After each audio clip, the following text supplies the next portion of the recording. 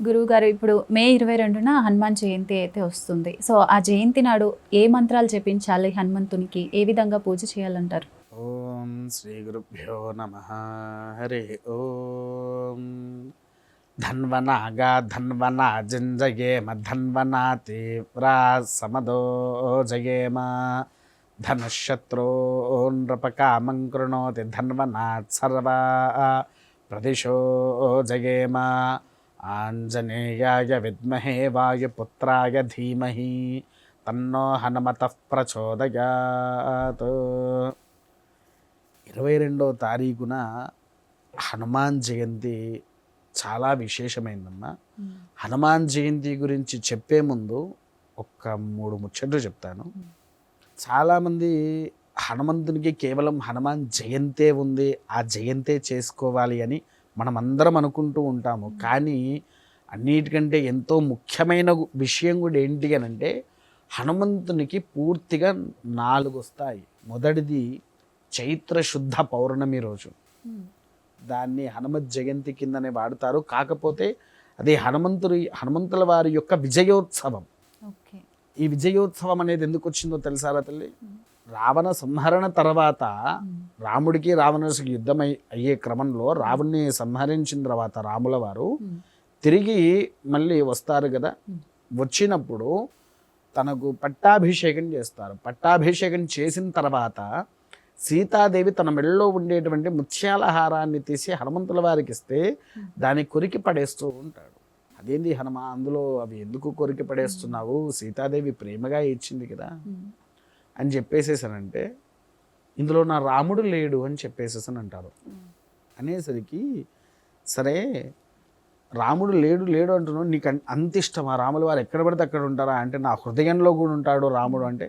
ఏది చూపి అని అంటే ఆయన తన భాగాన్ని చీల్చి చూపిస్తాడు. చూపించిన తర్వాత దానికి ఎంతో సంతోషపడ్డటువంటి రాముల వారు సీతాదేవి కలిసి, హనుమంతుల వల్లనే మనము ఈ నగరానికి వచ్చింది కాబట్టి చైత్ర శుద్ధ పౌర్ణమి రోజున ఈయనకు విజయోత్సవము, రామాయణం పూర్తిగా జరిగింది అని అంటే దానికి రాముల వారు కారణం అంటారు. కానీ అదంతా దగ్గరుండి రాముల వారిని సురక్షితంగా సీతాదేవిని రాముల వారి దగ్గరికి చేర్చి మళ్ళీ తీసుకొని వచ్చారు కాబట్టి దానికంటూ ఒక యోగ్యతను పొందినవారు. అందుకోసము చైత్ర శుద్ధ పౌర్ణమి అయింది. రెండవది వైశాఖేమసి కృష్ణాయాం దశామ్యాం మందవాసరే పూర్వాభాద్రాత్ స్వరూపాయ ఆంజనేయాయతే నమః. వైశాఖేమసి కృష్ణాయాం, వైశాఖ మాసంలో కృష్ణపక్షంలో, వైశాఖే మాసి వైశాఖ అనేటువంటి మాసము, అసి కృష్ణాయాం కృష్ణపక్షము, విన్నారా? దశామ్యాం మందవాసరే, దశమి అనేటువంటి తిథి రోజున శనివారం రోజు జన్మించినటువంటి వాడు. నక్షత్రం ఏంటిది? పూర్వాభాద్ర స్వరూపాయ, పూర్వాభాద్ర నక్షత్రంలో జన్మించినవాడు. అందుకోసమే వైశాఖ మాసంలో వచ్చేటువంటి దశమి కృష్ణపక్షంలో హనుమంతుల వారి జయంతిగా మనకుంది. జయంతి రోజు ముఖ్యంగా చాలామంది ఉదయాన్నే లేచి హనుమంతుల వారికి చందనం వేయడం. చందనం అంటే తెలుసారా తల్లి? సింధూరము, ఆరెంజ్ కలర్ వేస్తూ ఉంటారు చూసారా? ఆ సింధూరాన్ని స్వామి వారికి వేస్తూ ఉంటారు. కానీ సింధూరాన్ని ఎట్టి పరిస్థితిలో వేయకూడదు. కానీ అన్ని దేవాలయాల్లో కనిపిస్తుంటుంది. కానీ ఆ రోజు స్వామి వారి నిజ రూప దర్శనం జరగాలి. అంటే వేసిన సింధూరం ఏదైతే ఉంటుందో అది పూర్తిగా తొలగించాలి ఆ విగ్రహం మీద నుంచి. లేకుండా రాయి ఎలా అయితే ప్రతిష్ఠ చేసేటప్పుడు ఉందో ఆ విధంగా చేయాలి. కాకపోతే అది వేసి ఉంటారు కాబట్టి మధ్యలో ఆరెంజ్ కలర్స్ చుక్కలుగా అలా ఉంటాయి కాబట్టి దానికి ఏం పెద్ద ఇబ్బంది లేదు. విగ్రహానికి ఉండేటువంటి చందనాన్ని సంపూర్ణంగా తీసి ఆ విగ్రహాన్ని భక్తులకు చూపించాలి. ఎందుకంటే ఒక మనిషి పుట్టినప్పుడు ఎలా అయితే ఉంటాడో అదే రూపంలో స్వామివారి నిజరూప దర్శనాన్ని మనం గావించాలి. గావించిన తర్వాత ఆ రోజు స్వామివారికి ఎట్టి పరిస్థితిలో కూడా చందనము వేయకూడదు. ఎందుకోసము అంటే స్వామివారికి వస్త్రధారణ చేసి దీంట్లో మొదలు పంచామృతాభిషేకం చేయాలి తల్లి. పంచామృతాభిషేకం అయిపోయాక కదలీఫల రసముతో అభిషేకించాలి. కదలీఫలం అంటే ఐడియా ఉందా మీకు? అరటి పళ్ళను జ్యూస్ చేసి స్వామివారికి మొత్తం విగ్రహం పూర్తిగా తడిచేటట్టుగా పొయ్యాలి. పోసిన తర్వాత స్వామివారి విగ్రహాన్ని శుభ్రంగా తుడిచేసి వస్త్రధారణ చేసి అలంకరణ చేయాలి. అలంకరణలో చాలామంది ఇప్పుడు ఏం చేస్తున్నారు అనంటే తమలపాకులు కొనుకొస్తున్నారు. కొనుక వచ్చి దాన్ని దారంలో కుచ్చేసేసి స్వామివారికి వేస్తున్నారు. అది మహాపాపం. ఏం చెయ్యాలి అనంటే తమలపాకు వృక్షం ఏదైతే ఉందో దాని ఆకు ఎలా ఉంటుందో చూసారా తల్లి? మీరు ఎప్పుడైనా తమలపాకు వృక్షం చూసారా? తీగలానే ఉంటుంది. తీగలాగా ఉంటుంది కదా. ఆ తీగను గోర్లు తాకకుండా తెంపి తీసుకుపోయి స్వామివారి మీద వేయాలి. తీగతోనే వేయాలి. అదేంటి స్వామి మాల వేయాలి కానీ తీగ ఏంటిది అనే ఆలోచన కూడా రావచ్చు మీకు.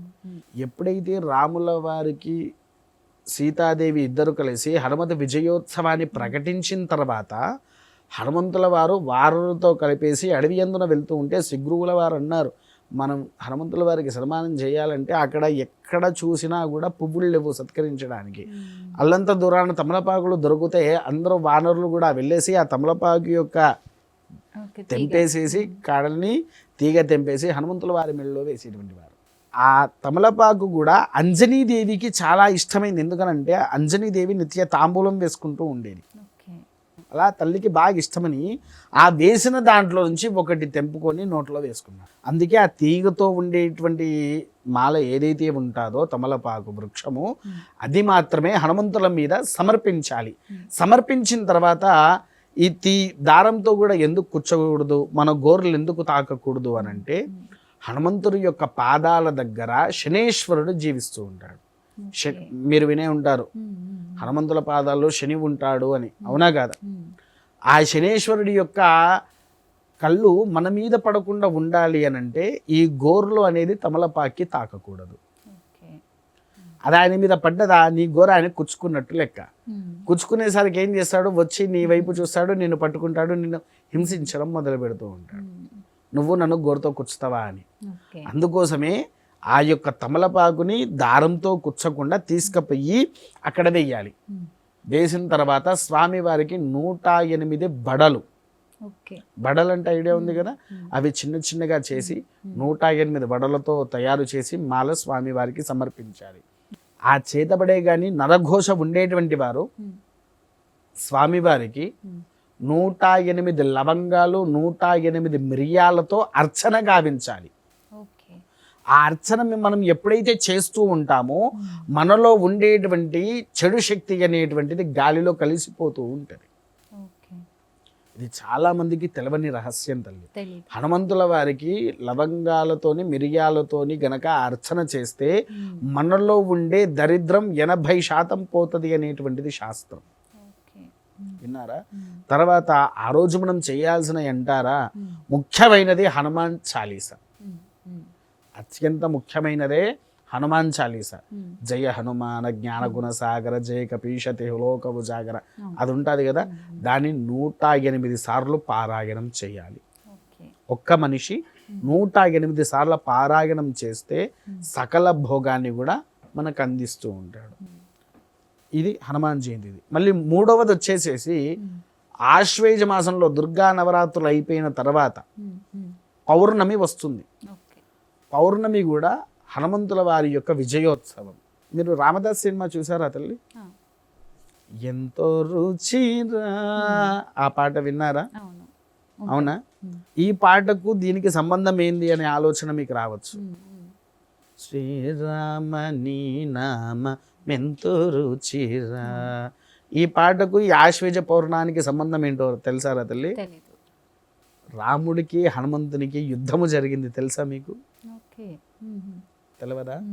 రాముల వారికి హనుమంతుల వారికి యుద్ధము జరిగింది. యుద్ధము జరిగినప్పుడు రామబాణానికి ఎదురు అనేటువంటిది ఉందా? లేదంటారు. లేదు అని కూడా చెప్తూ ఉంటారు మనకు. కానీ రామబాణాన్ని ఎదిరించింది హనుమంతుని నోట్లో నుంచి వచ్చేటువంటి రామ శబ్దము. భక్తుడు ఎప్పుడైనా భగవంతుడు భక్తుడికి బానిస ఎప్పుడవుతాడో తెలుసారా తల్లి? తన నామస్మరణ నిత్యంగా తన నోట్లో నుంచి భగవంతుని యొక్క నామస్మరణ ఆగకుండా ఒక ధ్యాన రూపంలో చేస్తూ ఉంటే అదే నీకు ఒక రక్షగా మారిపోతుంది. మన ఒంటికి, మన ఇంటికి, మన ఒంటికి చుట్టూరుగా ఒక రక్షణ వేసేసుకుంటుంది ఆ నామమే. వీరిద్దరికి యుద్ధం కూడా ఎందుకు జరిగిందంటే తక్షకి అనేటువంటి ఒక సర్పము వెళ్తూ ఉంటే గరత్మంతుడు చూసి తినడానికి కోసం వెళ్తూ ఉంటే ఒక ఋషి పుంగవుల దగ్గరికి వెళ్తే నేను నిన్ను కాపాడలేను తల్లి, గరత్మంతుడు మహాశక్తివంతువాడు, నేను నీ జోలికి రాను, కానీ నిన్ను కాపాడే వ్యక్తి పక్కనే గుహల్లో హనుమంతుల వారు ఉంటారు, ఆయన దగ్గరికి వెళ్ళు అని అంటే తను అక్కడికి వెళ్ళిపోతుంది. తక్షకి వెళ్ళిపోయిన తర్వాత హనుమంతుల వారిని వేడుకుంటూ ఉంటే దేహి అని వస్తే అంజనాదేవి హనుమంతుల వారికి చెప్పింది ఒకటే, రాముల వారు అంజనాదేవి ఇద్దరు ఏం చెప్పారంటే దేహి అని మన దగ్గరికి ఎవరైనా వస్తే వారికి మనం అభయహస్తాన్ని ఇవ్వడం నేర్చుకోవాలి అని చెప్పేసేసని అంజనాదేవి రాముల వారు చెప్తే అప్పటి నుంచి అదే పాటిస్తూ ఉన్నాడు. ఈ సర్పము హనుమంతుల వారి యొక్క ఆశ్రయాన్ని అడిగినందుకు వచ్చినప్పుడు అభయహస్తం ఇచ్చాడు. అభయహస్తం ఇచ్చిన తర్వాత ఆ యొక్క గరత్మంతుడు ఏం చేయాలో అర్థం కాక రాముల వారి దగ్గరికి వెళ్ళిపోతాడు.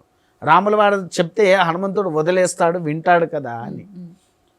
రాముల వారు వచ్చి హనుమంతుని పిలుస్తారు. వదిలేమంటే లేదు స్వామి, అభయహస్తం చూపించిన వాళ్ళను నేను ఎలా వదిలిపెడతానంటే వారిని నేను వదిలిపెట్టుకొని నీకు నాకు యుద్ధం జరుగుద్ది అని చెప్పేసి అంటారు రాముల వారు.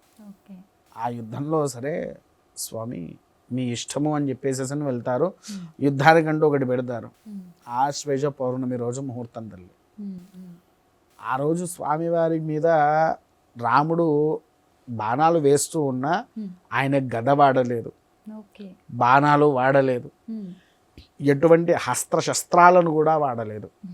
కేవలం కూర్చొని రామ్ రామ్ రామ్ అని ఆ ఉచ్చారణతోనే ప్రతి ఒక్క బాణము కింద పడ్డది.